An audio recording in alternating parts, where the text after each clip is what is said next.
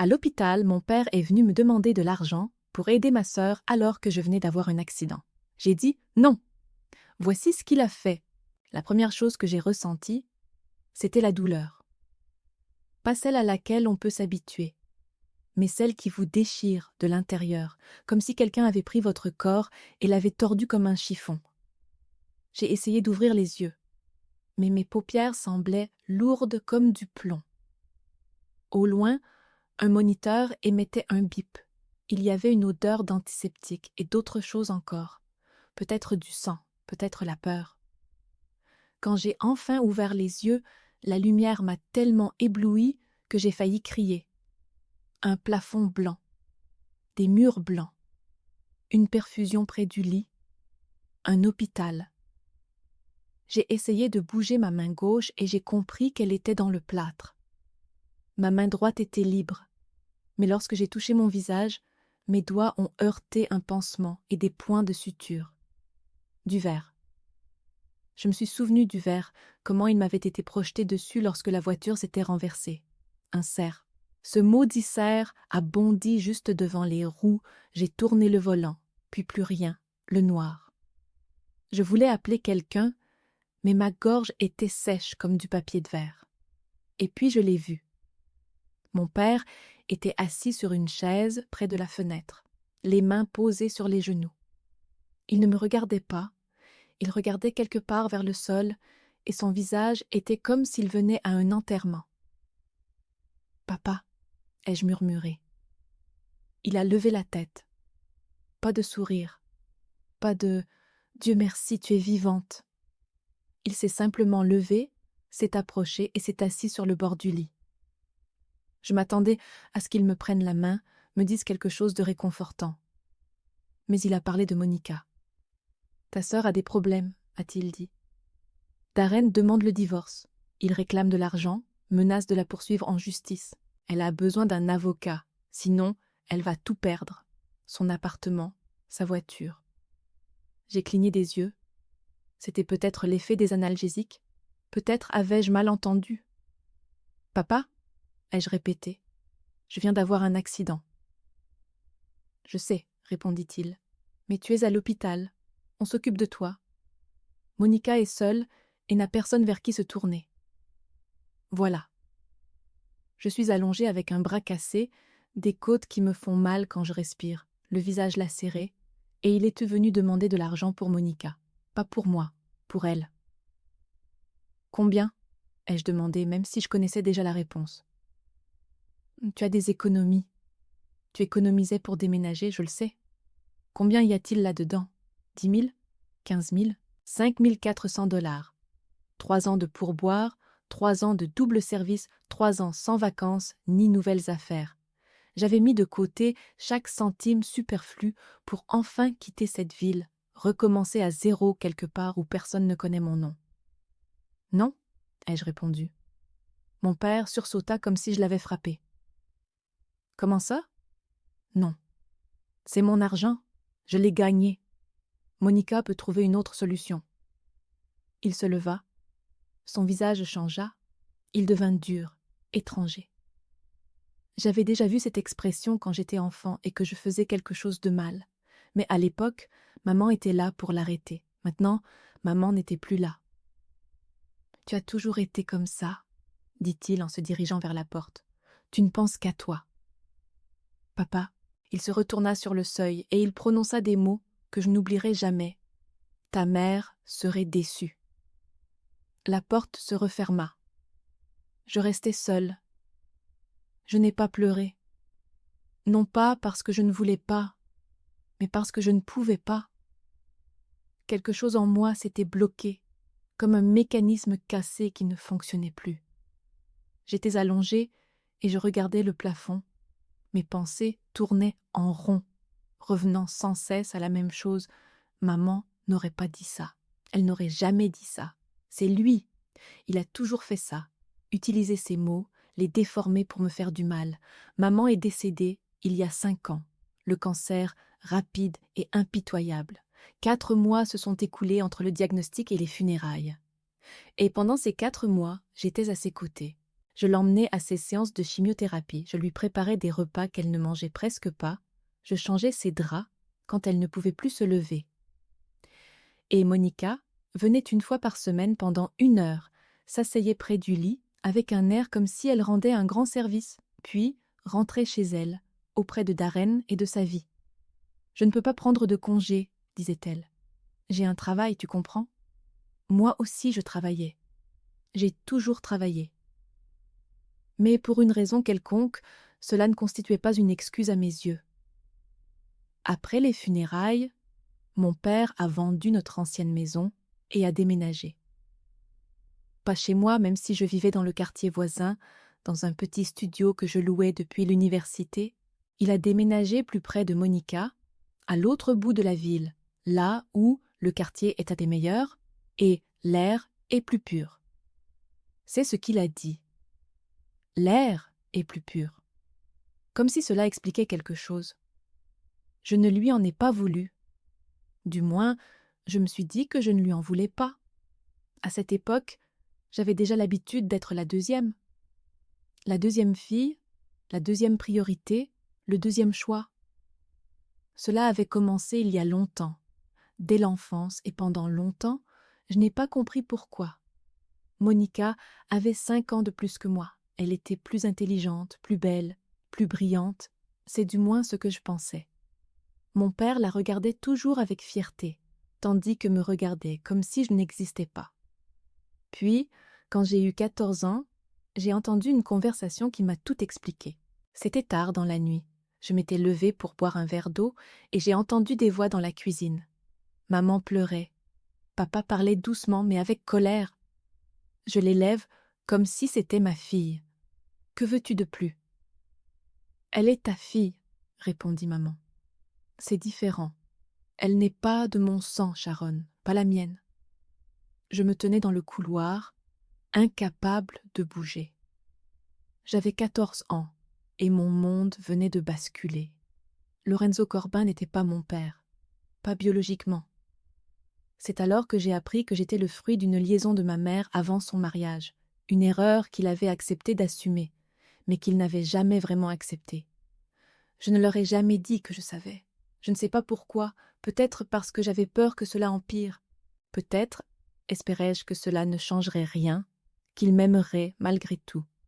Mais il ne m'aimait pas. Il me supportait, tout simplement. Et quand ma mère est décédée, il n'y avait plus personne à supporter. À 16 ans, j'ai trouvé un emploi. Je faisais la plonge dans un snack-bar après l'école. À 18 ans, j'ai commencé à travailler comme serveuse. À 20 ans, j'ai abandonné l'université car je n'avais pas d'argent pour le 2e semestre et je ne voulais pas demander à ma famille. Je savais que c'était inutile. Mon père a payé les études de Monica jusqu'à la dernière année. Il ne m'a même pas proposé de m'aider. J'étais allongée dans ma chambre d'hôpital et je pensais à tout cela, à la façon dont j'avais essayé de gagner son amour et n'avais jamais réussi, à la façon dont Monica avait tout obtenu sans faire le moindre effort, aux 5 000 $ que j'avais gagnés de mes propres mains et qu'il voulait lui prendre. L'infirmière est arrivée à 8 heures du soir. Une jeune fille, peut-être de mon âge, avec des yeux fatigués et un sourire bienveillant. Elle a vérifié la perfusion, pris ma tension et m'a dit que le médecin viendrait le lendemain pour discuter du plan de traitement. Un bras cassé, 2 côtes fêlées, de nombreuses coupures dues au verre. « Cela aurait pu être pire, a-t-elle dit. Beaucoup pire. »« Quelqu'un vous a-t-il appelé » a-t-elle demandé. « Des proches ? Mon père est venu, ai-je répondu. « Oh, tant mieux, c'est agréable d'avoir du soutien. Je n'ai pas voulu la décevoir. Quand elle est sortie, j'ai fermé les yeux et j'ai essayé de m'endormir. La douleur dans les côtes m'empêchait de respirer normalement. L'analgésique était peu efficace et chaque pensée me ramenait aux paroles de mon père. J'ai dû m'assoupir, car lorsque le téléphone a sonné, j'ai sursauté si fort que la douleur m'a traversé tout le corps. Il faisait noir dehors. Le nom « Monica » s'est affiché à l'écran. J'ai voulu rejeter l'appel. J'aurais dû le rejeter. Mais j'ai quand même répondu. « Allô ? Danielo ?» Sa voix était froide, professionnelle. Pas de « Comment vas-tu ?» Pas de « J'ai entendu ce qui s'est passé. Papa m'a dit que tu avais refusé. Oui? Tu comprends que j'ai des problèmes? Darren va me poursuivre en justice. Si je ne prends pas d'avocat... Monica, l'ai-je interrompu, on m'a sorti aujourd'hui d'une voiture accidentée. J'ai le bras cassé et des côtes fêlées. Je ne peux pas travailler pendant au moins 1 mois. Et tu m'appelles pour me demander de l'argent. Pause. Je pensais qu'elle dirait quelque chose d'humain, qu'elle s'excuserait, qu'elle demanderait si tout allait bien.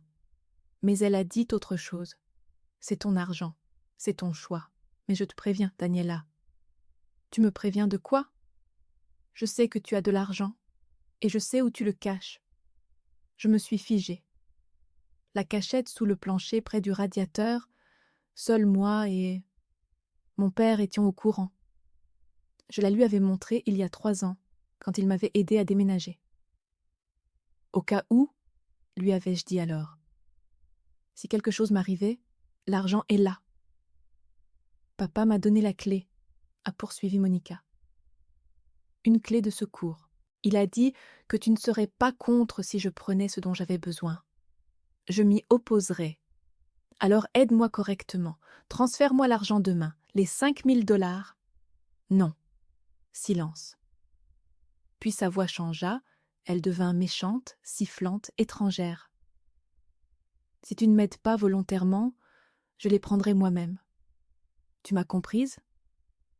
Elle raccrocha. Je restais allongée dans le noir, tenant le téléphone de ma main valide, et je ne pensais qu'à une chose. Elle avait la clé. La clé de secours de mon appartement. Les médecins avaient dit 3 semaines minimum. Ma main avait besoin de repos. Mes côtes devaient se ressouder. Les coupures sur mon visage n'étaient pas encore complètement cicatrisées. Mais je suis sortie au bout de 10 jours. J'ai signé les papiers sous leur regard mécontent. J'ai appelé un taxi et je suis rentrée chez moi. Chaque nid de poule sur la route me faisait mal aux côtes. Chaque virage brusque m'obligeait à m'agripper à la poignée de ma main valide. Mais je ne pouvais plus attendre. Arrivée devant chez moi, je suis restée longtemps assise dans la voiture, à regarder les fenêtres de mon appartement au 2e étage. Les rideaux étaient fermés comme je les avais laissés. Mais quelque chose n'allait pas. Je le sentais, sans savoir encore quoi. Le chauffeur de taxi a regardé par-dessus son épaule. « Madame, tout va bien ?» « Oui, ai-je répondu, même si c'était un mensonge. C'est juste... rien, merci. J'ai payé, je suis sortie et j'ai lentement gravi les marches. Chaque marche était difficile, non seulement à cause de la douleur, mais aussi à cause de la peur de ce que j'allais voir à l'intérieur. La clé est entrée facilement dans la serrure. La porte s'est ouverte sans grincement, et je suis entrée dans l'appartement qui ne me semblait plus être le mien. À première vue, tout était à sa place. Le canapé, la télévision, la petite table de cuisine avec 2 chaises. Les livres sur l'étagère, les tasses dans le placard, les serviettes dans la salle de bain. Mais les objets étaient disposés différemment. La télécommande de la télévision était posée sur la table, alors que je la laissais toujours sur le canapé. Les coussins étaient disposés symétriquement, ce que je ne faisais jamais. Quelqu'un était venu ici, quelqu'un avait rangé pour effacer les traces. Je me suis approchée du radiateur dans le coin de la pièce, je me suis agenouillée lentement, en me tenant les côtes, et j'ai appuyé sur la planche du parquet qui bougeait toujours un peu. Elle s'est soulevée.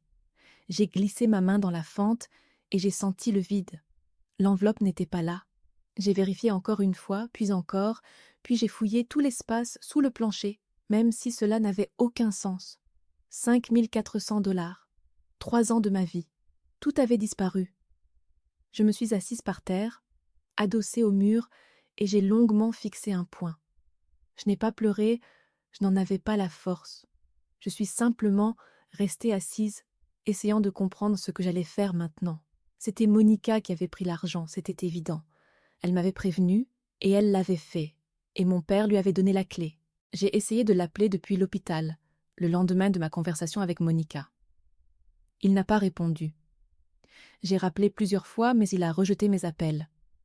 Je lui ai alors envoyé un message. Papa ne lui donne pas la clé. Elle veut prendre mon argent. Le message est resté sans réponse. Le lendemain, j'ai réessayé, et j'ai vu qu'il m'avait bloquée. Mon propre père m'avait bloquée alors que j'étais à l'hôpital. Assise sur le sol de mon appartement cambriolé, j'ai compris que je devais aller le voir, le regarder dans les yeux, entendre ce qu'il avait à dire. J'ai appelé un autre taxi.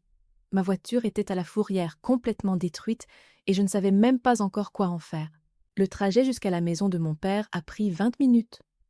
Il vivait dans un quartier calme, dans une petite maison avec une pelouse bien entretenue qu'il tondait tous les dimanches. Quand je me suis approchée de la porte, j'ai vu que son pick-up était garé dans l'allée. Il était chez lui. J'ai frappé. Personne n'a répondu, j'ai frappé plus fort. « Papa, je sais que tu es là. Ouvre. » Silence, puis des pas, et la porte s'est enfin ouverte. Il se tenait devant moi, vêtu d'une vieille chemise et d'un jean, le visage dénué de toute émotion. Ni culpabilité, ni honte, ni même d'irritation. « Daniela, » a-t-il dit. « Tu es sortie de l'hôpital. » « Oui. » Et je suis rentrée à la maison. Et elle est vide. Il n'a rien répondu, il restait là à me regarder, attendant que je continue. « Tu as donné la clé à Monica, » ai-je dit. « Elle a pris mon argent. Tout. 5 000 $, papa. 3 ans de mon travail. » Il soupira, comme si j'avais dit quelque chose de fatigant. « Elle a dit que tu avais accepté. » Je n'ai pas accepté. Je lui ai dit clairement « non. Elle t'a menti. C'est ta sœur. » « Et alors? Est-ce une excuse pour voler ?» Il grimaça en entendant le mot « voler ». « N'exagère pas. Monica avait besoin d'argent de toute urgence. Darren menace de la poursuivre en justice. Elle risque de tout perdre. Et toi, tu es jeune. Tu gagneras encore de l'argent. » J'ai senti quelque chose se briser en moi, pas se casser. Je ne lui ai pas donné cette satisfaction. Il a juste craqué, comme ses côtes après l'accident. « J'ai mis 3 ans à économiser cet argent, » dis-je doucement. 3 ans à faire des doubles journées, à ne pas prendre de vacances, à économiser sur tout. C'était ma chance de quitter cette ville, de recommencer à zéro. Et tu lui as donné la clé. « C'est ma fille, Danielo. Voilà. » Enfin, à voix haute. Je me suis figée en le regardant, et il n'a même pas compris ce qu'il avait dit. Ou bien il l'a compris et s'en fichait. « Et moi ?» ai-je demandé. « Je suis aussi ta fille. » « Non ?» Il a détourné le regard. « C'est différent. » « En quoi ?» Il n'a pas répondu. Et c'était sa réponse. 26 ans de ma vie en 2 mots. C'est différent. Je ne suis pas de son sang, donc je ne compte pas. Je n'ai jamais compté. Je me suis retournée et je suis allée vers le taxi qui attendait près du trottoir. Il ne m'a pas arrêtée. Il ne m'a pas appelée. Il n'a pas dit « pardon » ou « je vais parler à Monica ». Il a simplement fermé la porte. Les 2 semaines suivantes se sont confondues en une seule et même période grise. Je ne pouvais pas travailler. Ma main était encore dans le plâtre. Et même si j'essayais de me convaincre que je pouvais me débrouiller d'une seule main, c'était impossible. Une cafétéria n'est pas un bureau. Il faut porter des plateaux avec des assiettes, servir du café, débarrasser les tables. Tout cela nécessite 2 mains. Je restais donc chez moi, dans cet appartement qui me semblait désormais être une prison. Et je comptais les jours jusqu'à ce qu'on m'enlève mon plâtre. Tara m'appelait tous les jours. Elle travaillait au snack-bar depuis plus longtemps que tout le monde, depuis près de 15 ans. Et elle me connaissait depuis que j'étais enfant, quand je venais là avec ma mère. Ma mère et Tara étaient amies.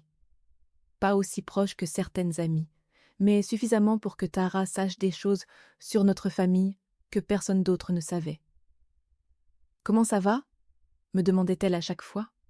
« Ça va », répondais-je à chaque fois. Elle ne me croyait pas, mais elle n'insistait pas.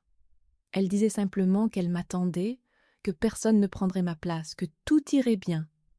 Parfois, je la croyais presque.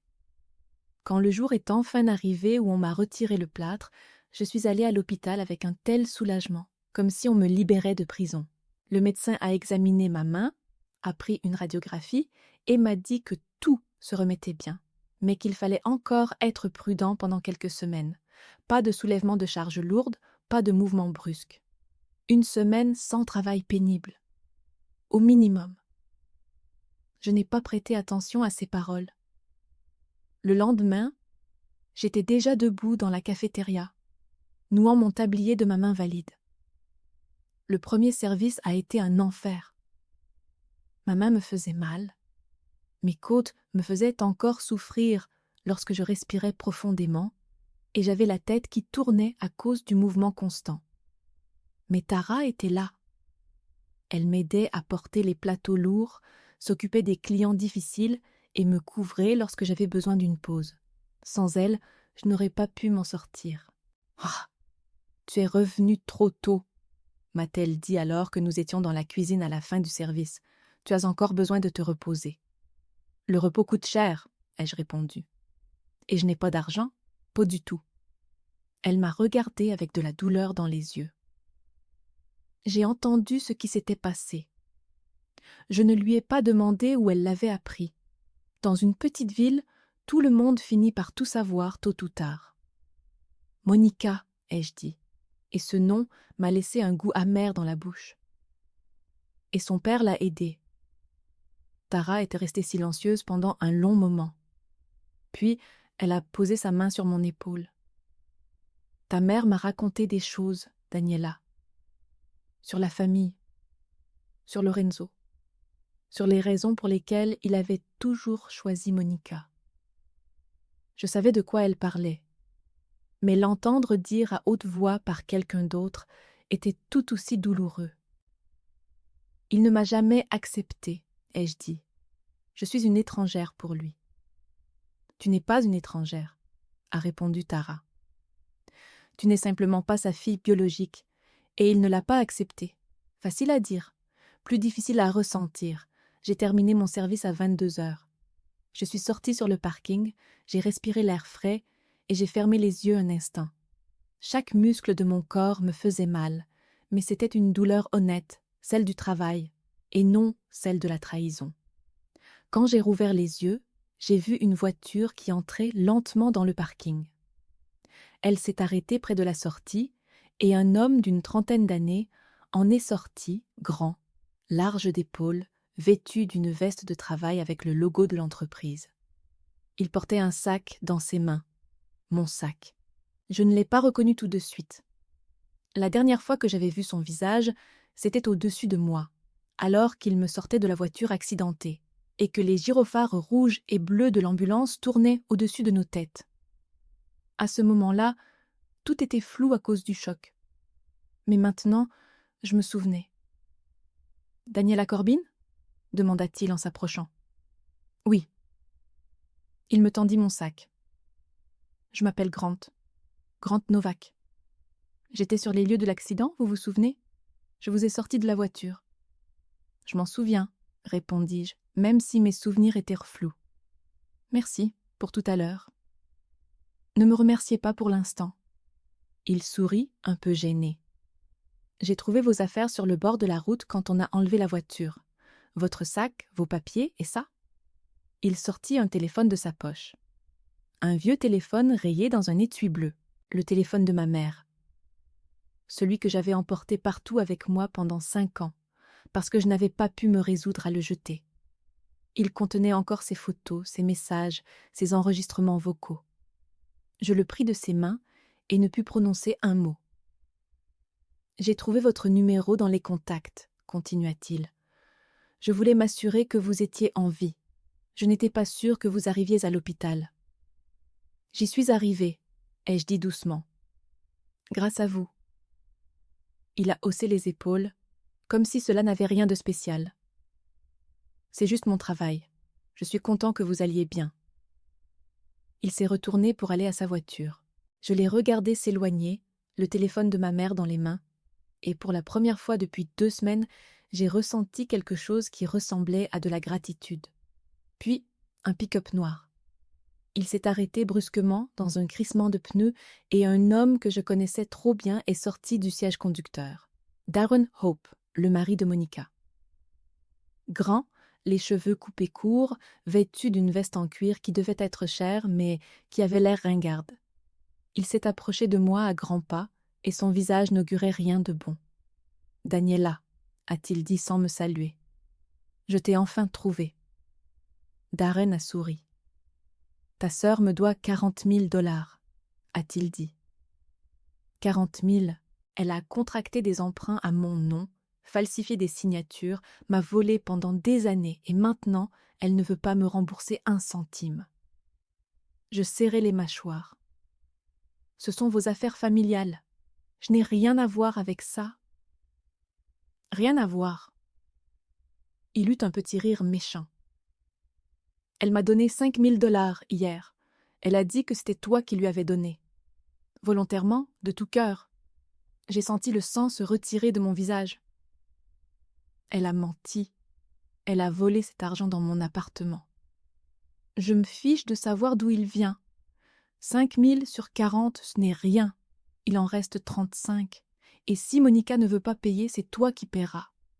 Avec quoi? Elle a pris tout ce que j'avais et se pencha vers moi. Ses yeux étaient froids, dénués de toute émotion. Ce n'est pas mon problème. Trouve un travail, prends un crédit, vends un rein, je m'en fiche. 35 000.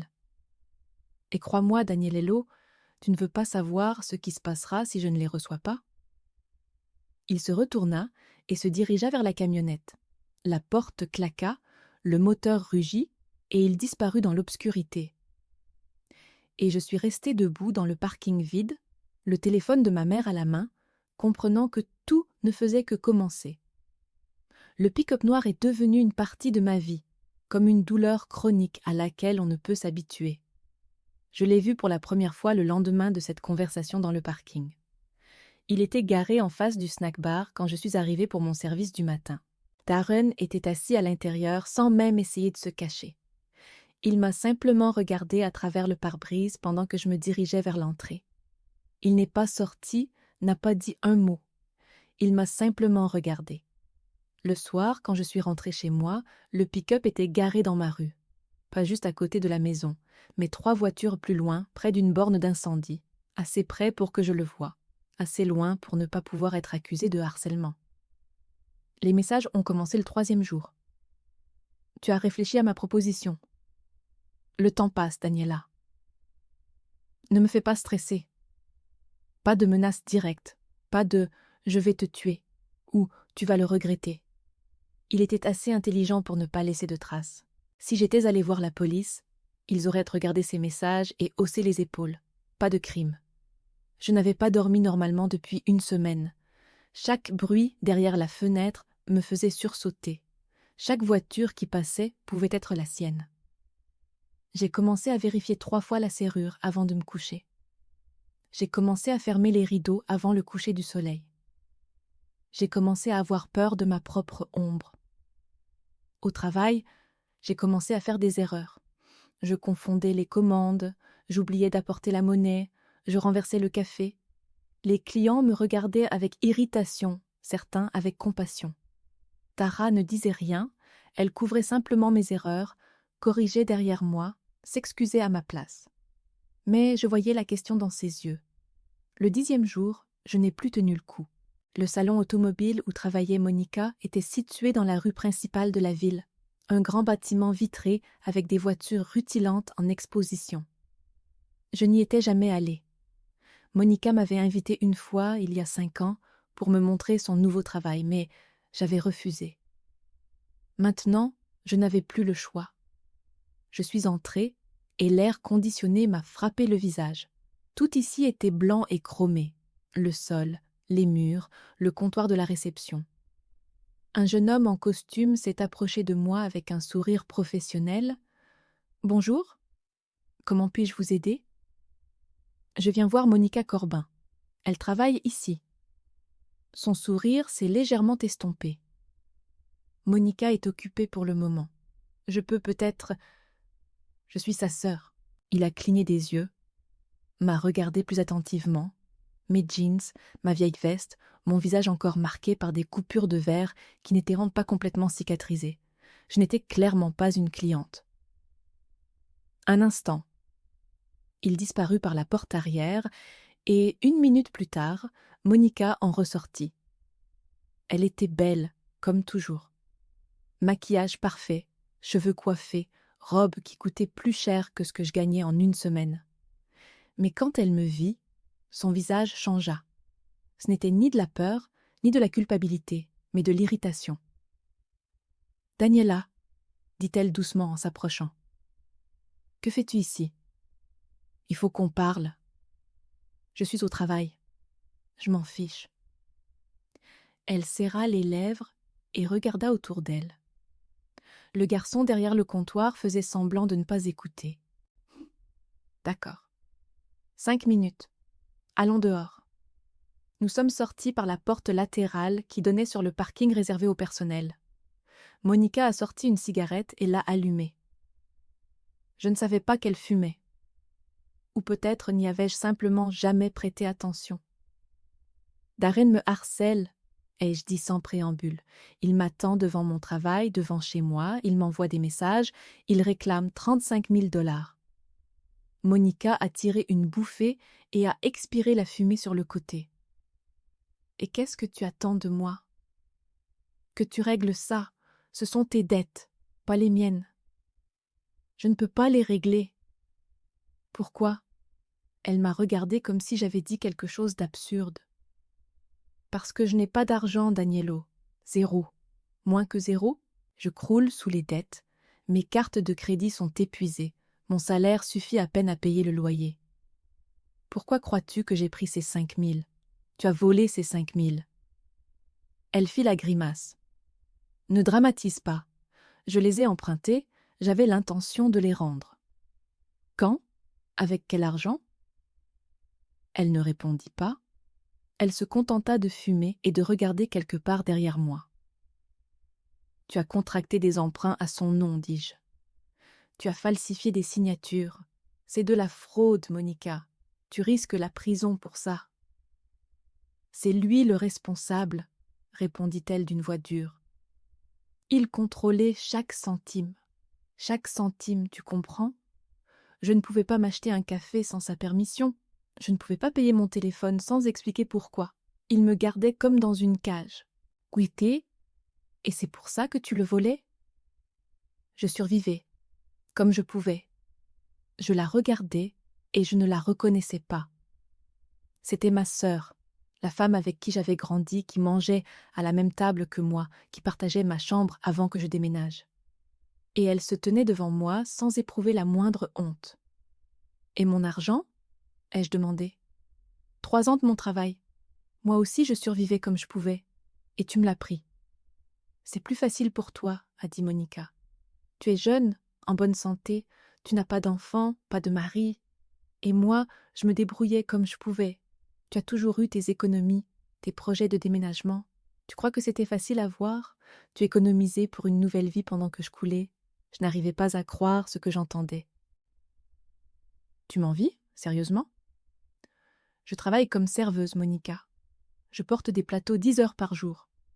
Je vis dans un studio plus petit que ta salle de bain. »« Et tu m'envies ? » ?»« Je ne t'envie pas. Je dis simplement les choses telles qu'elles sont. Tu avais de l'argent. Moi non. Maintenant, nous n'en avons plus aucune des deux. Bienvenue dans mon monde. » Elle jeta son mégot sur le bitume et l'écrasa avec son talon. « Je dois y aller. Retourne à ton snack-bar, Daniela, et débrouille-toi avec Darren. C'est ton problème maintenant. Il a appris par moi que tu avais de l'argent, alors maintenant il va jouer avec toi. Tu es sérieuse ? Tu me refiles ça ? À qui d'autre le refiler ? » Elle m'a enfin regardé dans les yeux. « À moi-même ? Je ne peux pas payer, je n'ai rien. Alors trouve une solution. Tu es toujours si indépendante. Voilà, c'est tout. » Elle se retourna et se dirigea vers la porte. Je restais dans le parking à la regarder s'éloigner et j'avais envie de crier. Mais je m'en allais simplement. Le lendemain, Grant revint au snack-bar. J'ai vu sa dépanneuse dans le parking en sortant après mon service du midi. Il se tenait près de la voiture, un gobelet de café à la main, et quand il m'a vu, il a levé la main en signe de salut. « Salut » m'a-t-il dit quand je me suis approchée. « Je passais par là, j'ai pensé passer te voir. Comment vas-tu » Je voulais dire « bien ». Cela aurait été correct, poli, sans risque. Mais j'étais trop fatiguée pour être polie. « Mal », ai-je répondu honnêtement. Il a hoché la tête, comme s'il s'attendait à cette réponse. Je l'ai regardé. Il se tenait là, calme, détendu, attendant simplement. Et quelque chose dans son visage m'a poussée à parler. Je lui ai tout raconté. À propos de Monica, des dettes, du vol, de Darren avec sa camionnette et ses messages. À propos de mon père qui m'avait bloqué et avait donné la clé à ma sœur. À propos des 35 000 $ que je devais soi-disant à quelqu'un à qui je ne devais rien. Grant écoutait en silence, sans m'interrompre, hochant seulement la tête de temps en temps. Quand j'eus fini, il resta longtemps silencieux. « Tu es allé voir la police ?» demanda-t-il enfin. « Je n'ai rien à leur donner. Ils ne me menacent pas directement. »« Et ta sœur ?» Elle a dit que c'était mon affaire. Il serra les mâchoires. « J'ai des amis, dit-il. Des routiers. Ce sont des types bien, on se connaît depuis longtemps. Ils n'aiment pas ce genre de choses. »« Que veux-tu dire ?»« Je veux dire que si ce Darwin ne comprend pas les mots, il comprendra peut-être autre chose. » Je sentis mon cœur battre plus fort. C'était dangereux. Cela pouvait mal finir. Mais je regardais Grant, son visage calme et ses yeux déterminés, et pour la première fois depuis des semaines, j'avais l'impression que quelqu'un était de mon côté. « Je vais y réfléchir, dis-je. » Il acquiesça. « Réfléchis, mais ne réfléchis pas trop longtemps. Ce genre de personne ne s'arrête pas toute seule. Il est parti. » Je suis restée dans le parking, le regardant s'éloigner, sans savoir quoi faire. Accepter l'aide d'un inconnu, l'impliquer dans mes problèmes, et si ça empirait. Cette nuit-là, j'étais assise sur le canapé dans mon appartement sombre, et je regardais mon téléphone. Aucun nouveau message de Darren. Peut-être avait-il décidé de faire une pause, ou peut-être préparait-il quelque chose de pire. Le téléphone a sonné à 10 heures du soir. J'ai regardé l'écran et je me suis figée. Papa. C'était la première fois qu'il m'appelait depuis le jour à l'hôpital. J'ai longuement regardé l'écran sans répondre. Puis j'ai appuyé sur le bouton. « Allô ? Daniela ?» ai-je entendu sa voix. « Darren m'a appelé. » Bien sûr qu'il avait appelé. Je ne suis même pas surprise. « Et qu'est-ce qu'il a dit ? » Que tu refuses de coopérer avec lui, qu'il essaie de régler l'affaire à l'amiable, mais que tu l'ignores. J'ai failli éclater de rire. À l'amiable. Harcèlement, menace, pression. C'est ce qu'il appelle à l'amiable. Papa, il me demande 35 000 $. Je ne les ai pas. Monica a volé tout ce que j'avais. Ne parle pas ainsi de ta sœur. Je dis la vérité. Il a soupiré dans le combiné. Le même soupir que j'ai entendu toute ma vie, fatigué, agacé, comme si ma simple existence était un fardeau pour lui. Écoute, Daniel est là. Donne-lui simplement l'argent. Monica ne peut rien faire, elle est dans une situation difficile, tu le sais bien, alors aide ta sœur. Aider ma sœur ? Répétai-je. Comment ? En donnant de l'argent que je n'ai pas pour payer des dettes qui ne sont pas les miennes. Trouve une solution. Prends un crédit. Je ne vais pas prendre un crédit de 35 000 pour couvrir les fraudes de Monica. Pour le bien de la famille, Danielello. Quelle famille ? Celle qui m'a volé ? Celle qui a bloqué mon numéro pendant que j'étais à l'hôpital ? Il s'est tu un instant, puis a prononcé les mots qui m'ont permis de tout comprendre. Pour Monica. Et pour maman. C'est ce qu'elle aurait voulu. Je tenais le téléphone et je ne pouvais pas parler. Il utilisait encore maman. Il déformait encore ses paroles, sa mémoire, pour me manipuler. Et il ne comprenait même pas à quel point c'était répugnant. Maman n'aurait pas voulu que je sois victime de chantage et de vol, dis-je doucement. Et elle n'aurait pas voulu que tu m'aides à le faire. Tu ne sais pas ce qu'elle voulait. Je le sais mieux que toi. Parce que j'étais à ses côtés jusqu'à la fin. Contrairement à toi, pause. Puis il a dit froidement « Fais ce que tu veux, mais ne m'appelle pas ensuite pour pleurer. » Il a raccroché.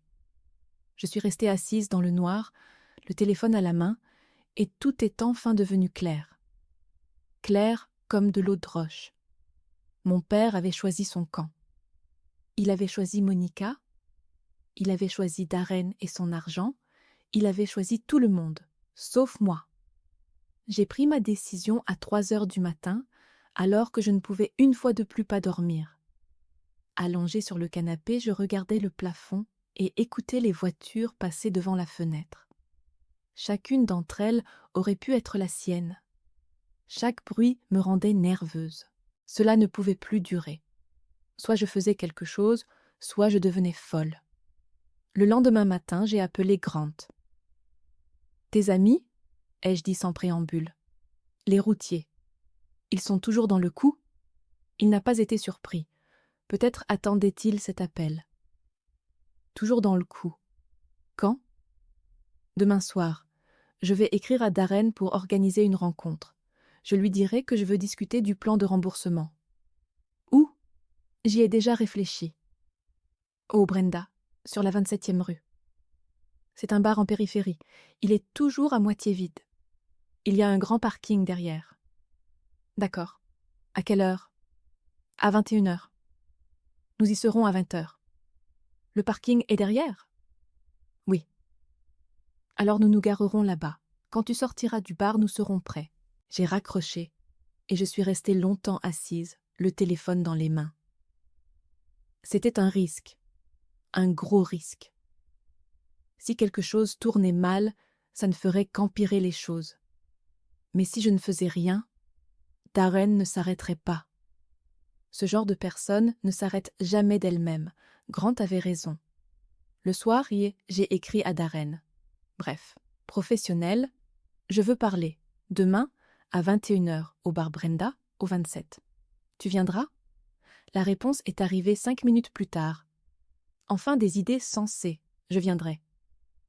J'ai montré le message à Tara le lendemain au travail. Elle l'a lu, m'a regardé et m'a dit « Je viens avec toi. » Tara, ce n'est pas nécessaire. Si, c'est nécessaire. Quelqu'un doit être prêt à intervenir. Si quelque chose ne va pas, j'appellerai la police.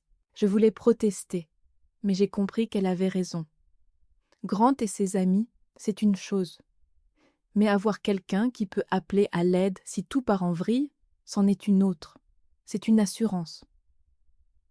D'accord, ai-je dit. Tu resteras dans la voiture, sur le parking, avec ton téléphone à portée de main. D'accord. Elle m'a serré la main. Sa paume était chaude et sèche, et ce contact m'a un peu rassurée. Le lendemain soir, je me rendais au bar, et je sentais mon cœur battre à tout rompre dans ma poitrine. Mes mains sur le volant étaient moites de sueur, je me répétais « Calme-toi, calme-toi, tu sais ce que tu fais ?» Mais une partie de moi savait que c'était faux. Je ne savais pas ce que je faisais. J'essayais simplement de survivre. Le parking derrière le Brandy était presque vide. 3 voitures près de l'entrée arrière, sans doute celle du personnel. Et la voiture de Grant dans le coin le plus éloigné, où l'ombre des arbres la cachait des lampadaires. À côté se trouvait un camion, grand, noir, immatriculé dans un autre état. Des amis routiers. Tara s'est garée plus près de la sortie. Je voyais sa silhouette au volant, la lumière de son téléphone sur son visage. Elle était prête. Je suis entrée dans le bar par l'entrée principale. À l'intérieur, c'était exactement comme je m'y attendais. Une pénombre, une odeur de bière et de viande grillée, quelques hommes au comptoir, un couple à une table dans le coin. De la musique country jouait doucement dans les haut-parleurs au plafond. Darren n'était pas encore là. Je me suis assise à une table près de la fenêtre, j'ai commandé un café et j'ai commencé à attendre. Ma main dans ma poche a touché mon téléphone. J'avais déjà activé l'enregistrement audio, l'écran contre le tissu, l'objectif vers l'extérieur. La qualité serait mauvaise, mais le son devrait être enregistré. Il est arrivé à 9h15. Il ne s'est pas excusé pour son retard, il s'est simplement assis en face de moi avec l'air de quelqu'un qui avait déjà gagné. Danielo, a-t-il dit en faisant signe à la serveuse de lui apporter une bière. Je suis content que tu aies changé d'avis. Je suis restée silencieuse. J'ai attendu qu'il parle. Et il a parlé. Bon, le plan de remboursement. Combien peux-tu donner par mois? Je veux d'abord comprendre la situation, ai-je dit. Tu dis que Monica te doit 40 000 $. D'où vient ce montant? Il a souri, d'un sourire tordu et désagréable. D'où? Ta sœur a contracté des emprunts à mon nom. Elle a falsifié ma signature, tu comprends? Je n'étais même pas au courant de la moitié d'entre eux avant que les agents de recouvrement ne commencent à appeler. Des cartes de crédit, des prêts, même un crédit automobile pour une voiture qu'elle a vendue à mon insu. Et tu peux le prouver? Oui, j'ai les documents. J'ai fait expertiser la signature. Si je le voulais, elle serait déjà en prison. Mais je ne veux pas de scandale, pour l'instant. J'ai hoché la tête, comme si cela avait du sens. Et c'est pour ça que tu étais venu me voir, parce qu'elle ne peut pas payer. Elle ne veut pas payer. Ce sont deux choses différentes. Il s'est penché en arrière sur sa chaise, tournant la bouteille entre ses mains. Ta sœur est une escroque et une voleuse, Danielo. J'ai vécu avec elle pendant 7 ans et j'ai compris qui elle était vraiment. Elle ment comme elle respire. Elle vole comme elle mange. Et quand on la met au pied du mur, elle trouve quelqu'un d'autre sur qui rejeter le problème. Et ce quelqu'un, c'est moi, exactement. Il sourit plus largement. Elle m'a donné tes 5 000 et m'a dit « Prends le reste sur elle ». C'est ce qu'elle a dit. Ta propre sœur, hein? J'ai senti quelque chose se serrer dans ma poitrine. Ce n'était pas une surprise, je savais que Monica était capable de ça. Mais l'entendre dire à haute voix de sa bouche me faisait tout de même mal. Et tu as décidé que je paierais 35 000 pour ses dettes. Et pourquoi pas? Il se pencha vers moi. J'ai entendu parler de toi, Daniela. Tu es travailleuse, honnête, responsable. Pas comme elle. Tu prendras un crédit, tu trouveras un petit boulot, tu t'en sortiras d'une manière ou d'une autre. Et sinon? Et alors? Ses yeux sont devenus froids. Alors je trouverai d'autres moyens de te convaincre. Et crois-moi, tu ne les aimeras pas. Je gardais ma main dans ma poche sur mon téléphone et je pensais « ça suffit, ça suffit ». Il a avoué le chantage, les menaces, confirmé la fraude de Monica. Il faut que je parte. J'ai besoin de réfléchir, ai-je dit en me levant. Réfléchir?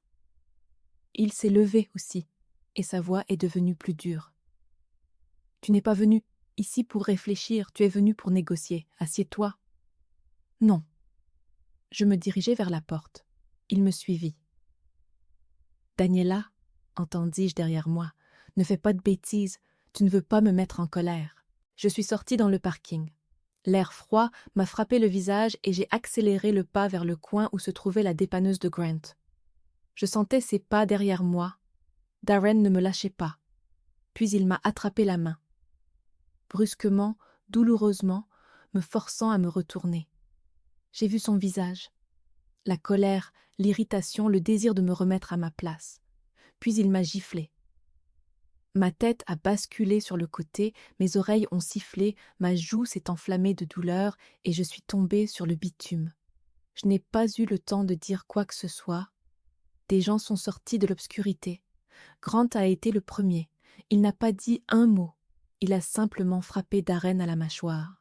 Celui-ci a été projeté à 1 mètre, heurtant le côté de la voiture avec son dos. Avant qu'il n'ait eu le temps de se relever, l'un des camionneurs, un homme costaud vêtu d'une veste en jean, lui a donné un coup dans le ventre. Puis un autre lui a donné un coup dans les côtes.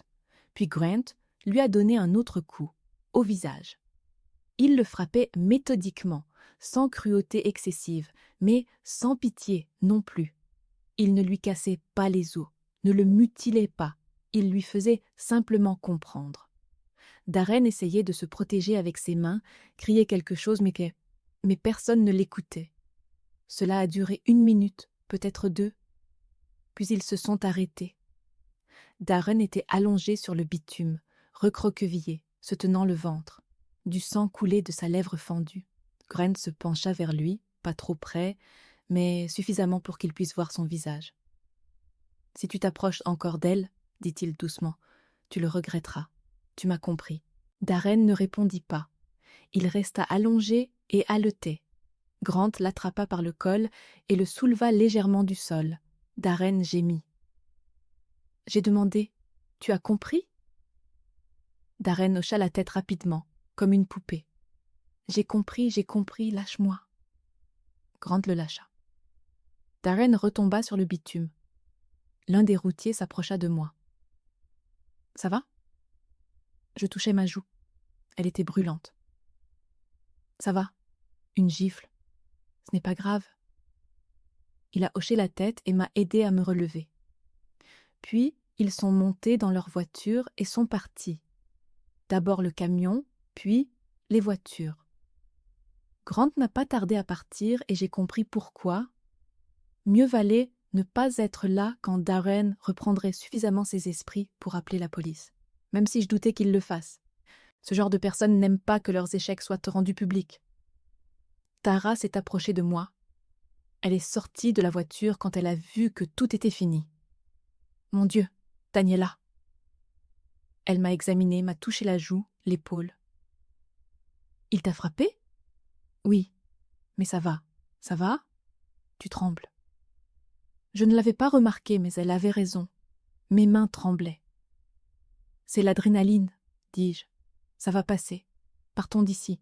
Je te ramène chez toi. » Non, je la regardais. Je dois aller voir mon père. « Maintenant ? Daniela, il est presque 10 heures. Tu viens juste de... » « Maintenant. Avant que je change d'avis. » Elle m'a regardé longuement, puis a hoché la tête et m'a tendu mon téléphone. Je n'avais même pas remarqué qu'il était tombé de ma poche. Nous sommes allés chez mon père dans 2 voitures. Pendant tout le trajet, j'ai gardé une main sur le volant et l'autre sur mon téléphone dans ma poche. L'enregistrement. Tout y était. Les aveux de Darren sur la fraude de Monica, les signatures falsifiées, le vol, la preuve qu'elle était une criminelle, la preuve qu'elle m'avait piégée. Je voulais que mon père voie ça, pas pour me venger, mais pour la vérité, pour qu'il comprenne enfin qui il défend, qui il choisit encore et encore à ma place. Sa maison était comme d'habitude, une pelouse bien entretenue, la lumière allumée dans le salon, le pick-up dans l'allée. Nous sommes sortis des voitures et Tara s'est placée à côté de moi. « Tu es sûre ?» m'a-t-elle demandé. « Oui. » J'ai frappé à la porte. Cette fois, il a ouvert immédiatement. « Danielo ?» Il avait l'air surpris. Puis il a vu Tara. « Que faites-vous ici ?» J'ai quelque chose à te montrer. Je suis entrée sans attendre qu'il m'invite. Tara m'a suivie. Mon père nous a suivis dans le salon, où la télévision était allumée sans le son. « Qu'est-ce que c'est ?» a-t-il demandé quand j'ai sorti mon téléphone. « Un enregistrement. Une conversation avec Darren. » J'ai lancé la vidéo. La qualité était mauvaise, sombre, floue, seul le son était clair. Mais la voix de Darren était parfaitement audible, chaque mot. « Ta sœur a contracté des emprunts à mon nom. Elle a falsifié ma signature. J'ai les documents, j'ai fait expertiser la signature. Si je le voulais, elle serait déjà en prison. Ta sœur est une escroque et une voleuse, Danielo. Elle m'a rendu tes 5 000 $ et m'a dit « Va lui demander le reste. » Mon père écoutait en silence. Son visage restait impassible, sans émotion, sans réaction. Lorsque l'enregistrement s'est terminé, il a continué à regarder l'écran pendant un moment. Puis, il a tendu la main. « Donne-moi le téléphone. » J'ai hésité. « Papa, donne-moi le téléphone d'Agnello. » Je le lui ai donné. Il l'a pris, a regardé l'écran, a trouvé l'enregistrement et l'a supprimé, juste comme ça, sans un mot, sans explication. Il l'a supprimé et m'a rendu le téléphone. Je le regardais et je ne pouvais pas parler. Il avait détruit la preuve, la seule preuve que Monica était une criminelle, qu'elle m'avait piégée, moi et mon mari. Il le savait et il l'avait détruite. Pourquoi? Ai-je finalement demandé. Il a soupiré. Le même soupir fatigué que j'avais entendu toute ma vie. Elle reste ma fille, a-t-il dit. Ma propre fille. Quoi qu'elle ait fait, je ne l'abandonnerai pas. Et moi? Demandai-je doucement. J'étais aussi ta fille, pendant 26 ans, n'est-ce pas? Il ne répondit pas.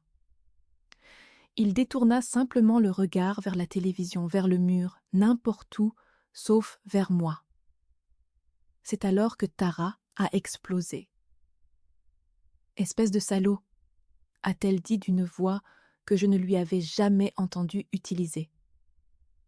Une voix grave, rauque, pleine d'une telle colère que j'en ai eu des frissons.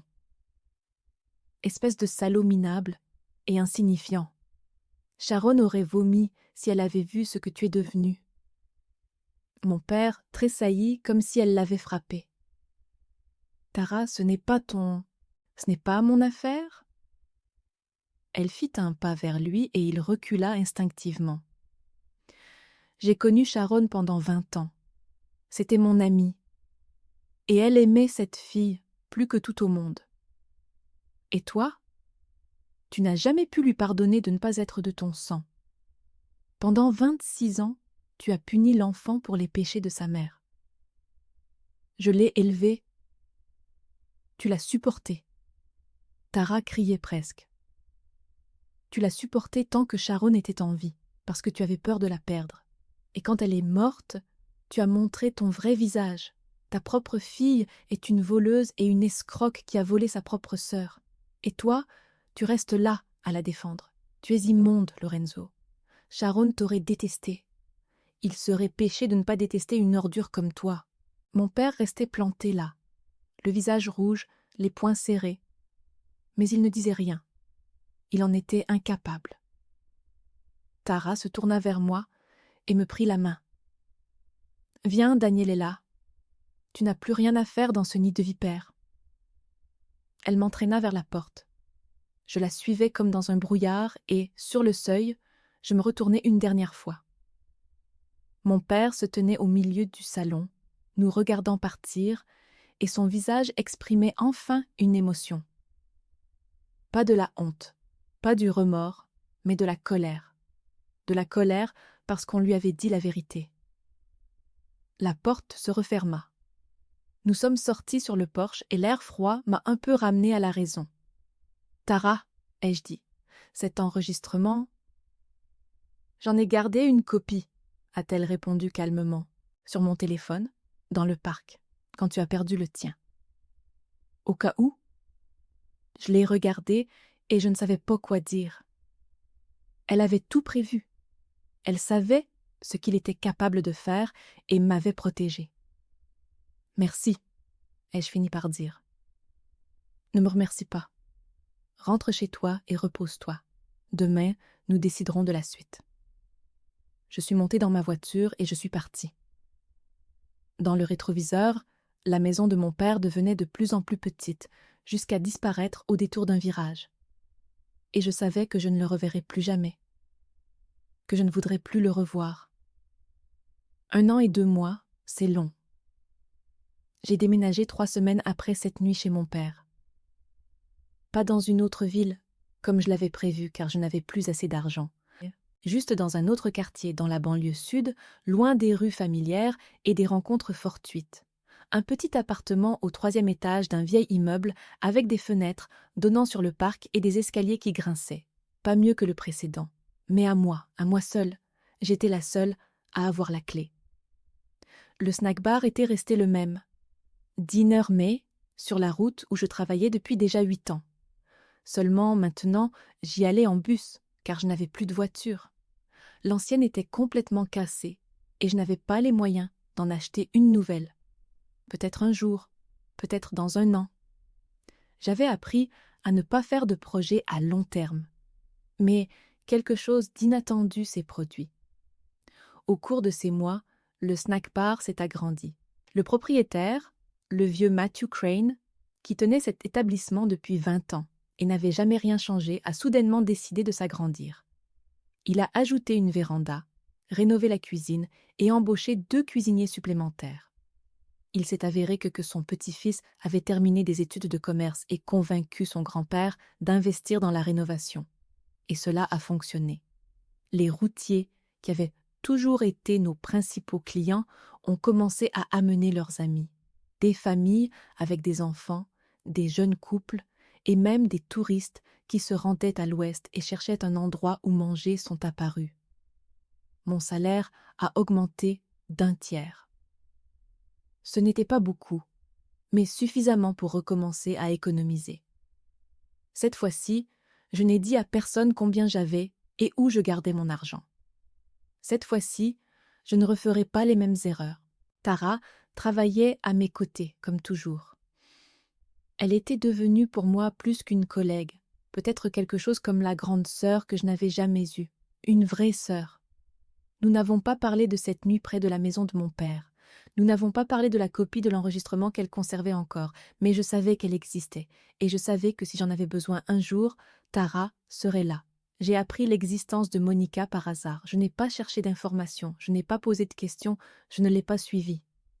C'est juste que dans une petite ville, tout le monde finit par tout savoir, tôt ou tard. Elle a officiellement divorcé de Darren 4 mois après cette nuit-là. Il a fini par la poursuivre en justice. Il a engagé un avocat, rassemblé des documents, et Monica risquait de devoir lui verser presque tout ce qu'elle possédait. Mon père a vendu sa voiture pour l'aider, ce pick-up qu'il conduisait depuis 10 ans. Il l'a vendu et a donné l'argent à Monica pour payer l'avocat et rembourser une partie de la dette. Je l'ai appris par Tara, qui l'avait entendu en ville, par l'un de ses amis. Je ne sais pas si cet argent a suffi ou si Monica continue de rembourser. Cela ne me concernait plus. Mon père ne m'a pas appelé une seule fois pendant tout ce... ni pour mon anniversaire, ni pour Noël, ni pour aucune autre occasion. Je ne l'ai pas appelé non plus. Les premiers mois, c'était douloureux de se réveiller le matin et de savoir que je n'avais plus de famille. Puis la douleur s'est atténuée. Elle est devenue une partie de moi, comme une vieille cicatrice qui me fait mal quand il fait mauvais temps, mais qui ne m'empêche pas de vivre. Je ne lui ai pas pardonné. Je ne sais pas si je pourrai un jour. Mais j'ai cessé d'attendre qu'il change. J'ai cessé d'espérer qu'un jour, il m'appellerait pour me dire « Pardonne-moi, j'avais tort ». Il ne le dira pas. Il ne se considère pas comme ayant tort. Pour lui, Monica sera toujours la priorité, et moi, je serai toujours l'enfant étrangère qu'il a supporté pour le bien de ma mère. Maintenant, maman n'est plus là, et il n'a plus besoin de me supporter. Parfois, je pensais à elle, à maman. Je me demandais si elle savait comment les choses allaient tourner, si elle regrettait de m'avoir mise au monde avec un autre homme, si elle m'aimait autant que je l'aimais. Je n'avais pas de réponse, et j'ai appris à vivre sans. Au début, Grant venait une fois toutes les 2 semaines. Il se garait près du snack-bar, entrait, s'asseyait au comptoir et discutait avec moi entre 2 commandes. Nous parlions de tout et de rien, du temps, du travail, de son fils, des films qu'il avait vus, des livres que j'avais lus. Il ne m'a jamais posé de questions sur mon père ou sur Monica. Non pas parce qu'il s'en moquait, mais simplement parce qu'il comprenait qu'il valait mieux ne pas aborder certains sujets tant que la personne ne le souhaitait pas. Puis il a commencé à venir chaque semaine, puis tous les 2 ou 3 jours. Parfois, il amenait Marshall, son fils de 6 ans. Marshall était un garçon calme et timide, avec des cheveux bruns et les yeux de son père. Au début, il me craignait, se cachait derrière Grant, ne voulait pas parler, mais les enfants s'habituent vite si on leur laisse le temps. Au bout de quelques mois, il m'appelait déjà « Tante Dani ». Il me demandait de lui apporter des frites avec double dose de ketchup. Il me montrait les dessins qu'il faisait à l'école. Il me parlait de ses amis, de sa maîtresse, du chien qu'il voulait, mais que son père ne lui autorisait pas. « Peut-être un jour, » disait Grant, « quand nous vivrons dans une maison avec un jardin. » Nous n'appelions pas cela une relation. Nous ne parlions pas de l'avenir. Nous ne faisions pas de projets, nous ne faisions pas de promesses. Nous étions simplement ensemble, dîner au snack-bar, promenade dans le parc avec Marshall, soirée sur le canapé de mon appartement, quand le garçon restait chez sa grand-mère. Grant n'essayait pas de me sauver. Il ne disait pas que tout irait bien, que je méritais mieux, qu'il me protégerait du monde entier.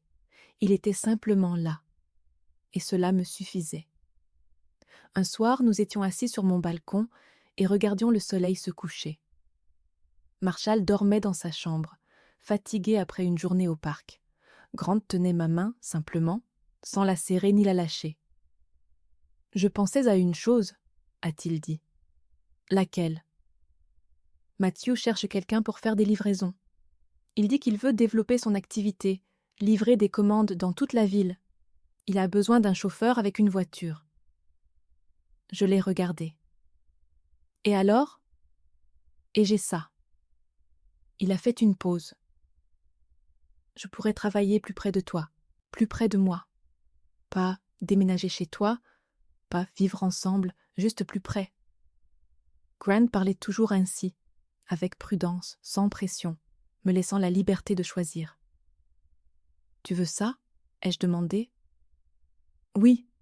Et toi ?» J'y ai longuement réfléchi, à ce que signifie vraiment laisser quelqu'un entrer dans sa vie. Au fait que la dernière fois que j'avais fait confiance à quelqu'un, j'avais été volée et trahie.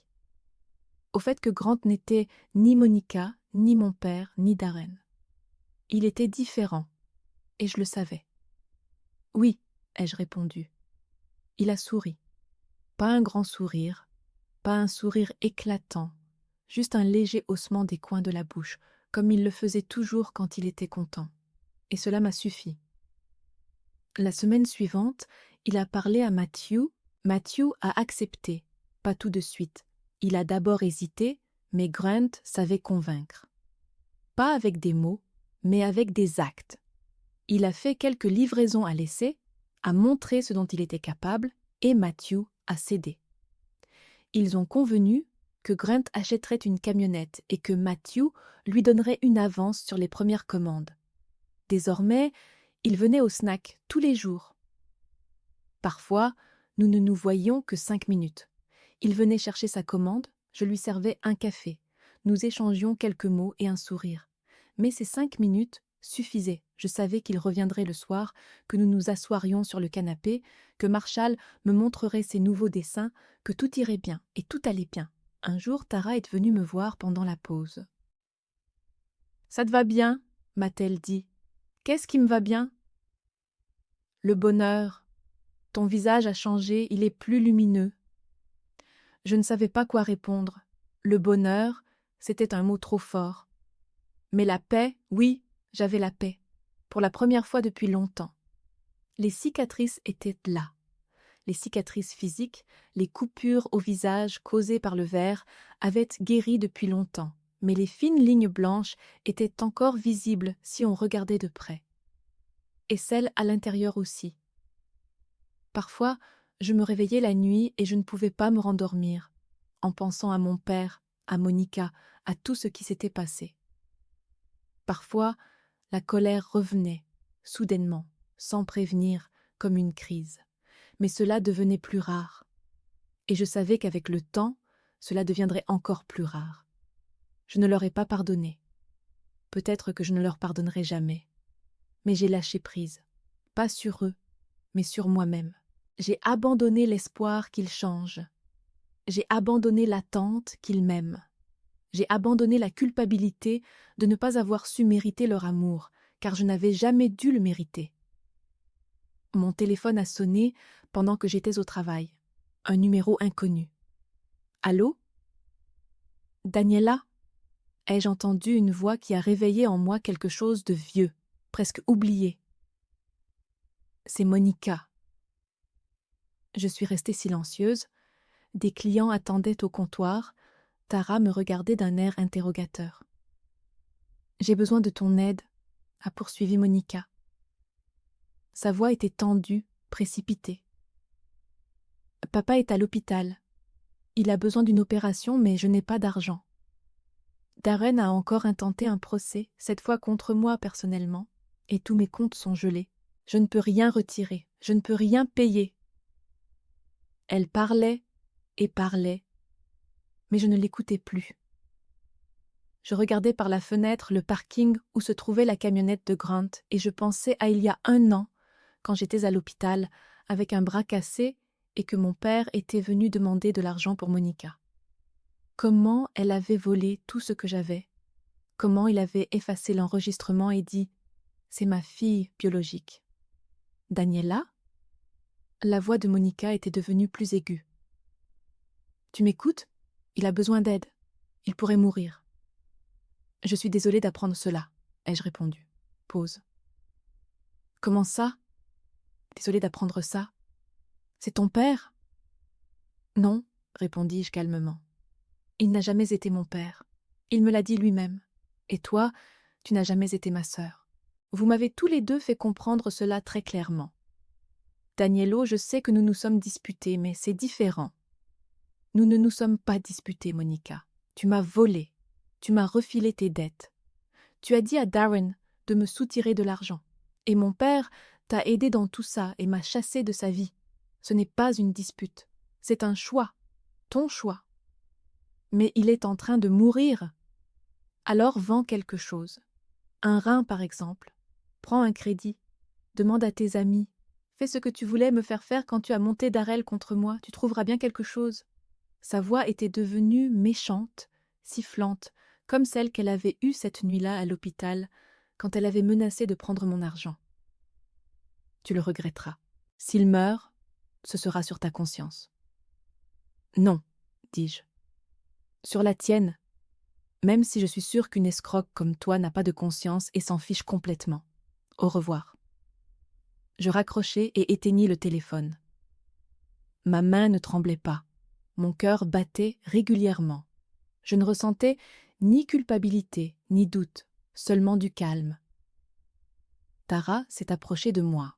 « Qui t'a appelé ?»« Monica. Son père est à l'hôpital. Elle m'a demandé de l'argent. »« Et tu as fait quoi ?» ?»« J'ai refusé. » Tara m'a regardé longuement. Puis, elle a hoché la tête. « Tu as bien fait, » a-t-elle dit. « Tu ne leur dois rien. » Le soir, j'ai tout raconté à Grant. Il m'a écouté en silence, sans m'interrompre, puis il m'a demandé « Comment te sens-tu » J'ai réfléchi à cette question. « Ah, bien », ai-je fini par répondre. Pour la première fois depuis longtemps, je me sens bien. Il a hoché la tête et m'a pris la main. Plusieurs semaines passèrent. Je ne savais pas ce qui était arrivé à mon père, s'il s'était rétabli ou non. Je n'ai pas posé de questions, je n'ai pas cherché d'informations. Ce n'était plus ma vie. Ma vie était ici, dans cet appartement avec vue sur le parc, dans la cafétéria avec Tara, Grant et Marshall, avec les projets d'avenir que je construisais moi-même. Un soir, alors que Grant et moi étions assis sur le balcon, Marshall est venu vers nous en courant avec une feuille de papier. « Regardez ce que j'ai dessiné. » C'était un dessin représentant 3 silhouettes sous un grand arbre. Un homme, une femme, un garçon. En dessous tard, il avait écrit en lettres cursives « Ma famille ». Je regardais ce dessin, et je ne pouvais pas parler. Grant a posé sa main sur mon épaule et m'a serré contre lui. « C'est un beau dessin », a-t-il dit à son fils. « Très beau. » Marshall a souri et est retourné dans sa chambre.